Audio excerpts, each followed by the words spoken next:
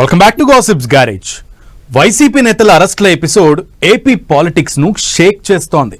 వల్లభనేని వంశీ, పోసాని తర్వాత నెక్స్ట్ ఎవరు అంటే most awaited, full popular name గా కొడాలి నాని పేరే వినిపిస్తోంది. అందరి వేళ్లు ఆయన వైపే చూపిస్తున్నాయి. అందుకు తగ్గట్లుగా ఆయనపై కేసులు నమోదయ్యే అవకాశం ఉందట. ఇప్పటికే తనపై నమోదైన కేసులపై న్యాయ పోరాటం చేస్తున్నారు కొడాలి నాని. వంశీ, పోసానికి భిన్నంగా కొడాలిపై కేసులు పెట్టబోతున్నారా? పక్కా ప్రూఫ్స్ తో నానిని టార్గెట్ చేస్తున్నారా?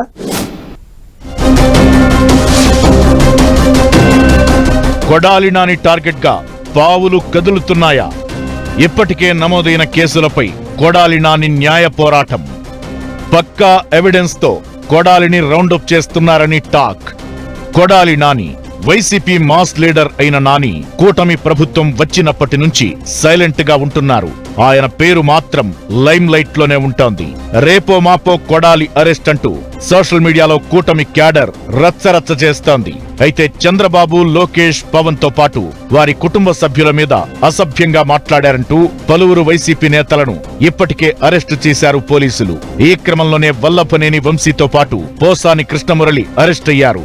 ఇప్పుడు కొడాలి నాని వంతు వచ్చిందనే చర్చ స్టార్ట్ అయింది. అటు కూటమి, ఇటు వైసీపీ సర్కిల్స్ లో కూడా ఇదే చర్చ జరుగుతోంది. అయితే రెడ్ బుక్ లో అందరికంటే ముందే గుడివాడ మాజీ ఎమ్మెల్యే కొడాలి నాని పేరుంటుందన్న ఊహాగానాలు వినిపించాయి. కానీ ఆయన పేరు మొదటి అధ్యాయంలో కాక సెకండ్ చాప్టర్ లోకి షిఫ్ట్ చేశామని టీడీపీ నేతలు ఆఫ్ ద రికార్డ్ లో చెబుతుండడం చర్చనీయాంశం అవుతోంది. అయితే ఊహించని విధంగా ఓ కేసు కొడాలి నానిని ఇరకాటంలో పడేస్తోంది. చంద్రబాబు, లోకేష్ పై అసభ్యకరంగా మాట్లాడారంటూ నమోదైన కేసులో నానిని అరెస్టు చేస్తారంటూ ప్రచారం జరుగుతుండగా, అందుకు భిన్నంగా ఓ పాత కేసు తెర మీదకొచ్చింది.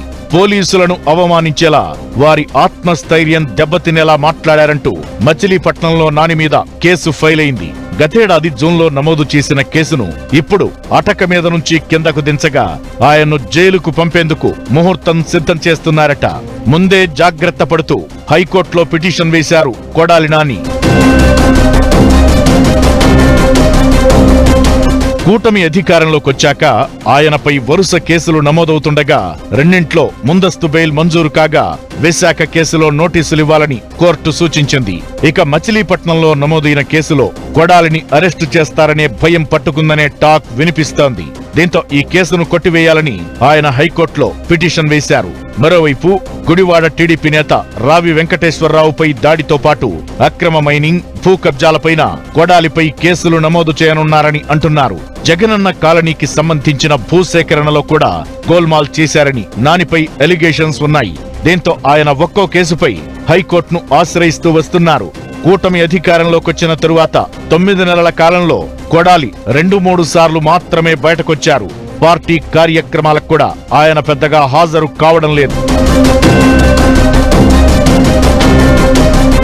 కొడాలి నానినే కాదు, ఆయన అనుచరులను కూడా కేసులు చుట్టుముడుతున్నాయి. గతంలో ఓ 2 కేసుల్లో హైకోర్టు ఇచ్చిన ఆదేశాల ప్రకారం కొడాలి నాని అనుచరులకు షాక్ ఇచ్చారు పోలీసులు. వారిపై వాలంటీర్లను బలవంతంగా రాజీనామా చేయించారని, లిక్కర్ గోడౌన్ వ్యవహారంలో బెదిరించిన కేసులు ఉన్నాయి. వీటిలో కొడాలి నాని ప్రధాన అనుచరులుగా పేరున్న దొక్కిపాటి శశిభూషణ్ తో పాటు పాలడుగు రాంప్రసాద్, గుడివాడ వైసీపీ అధ్యక్షుడు గొర్ల శ్రీనులకు పోలీసులు నోటీసులిచ్చారు. ఈ 2 కేసుల్లో మాజీ మంత్రి కొడాలి నానితో పాటు అప్పటి AP beverages corporation MD Vasudeva Reddy, JC మాధవీలతపై గతంలో వివిధ సెక్షన్ల కింద గుడివాడ పోలీసులు కేసులు పెట్టారు. ఇప్పుడు అతని అనుచరుల విచారణ తరువాత కొడాలి నానికి కూడా నోటీసులు జారీ చేసే అవకాశాలున్నట్టు తెలుస్తోంది.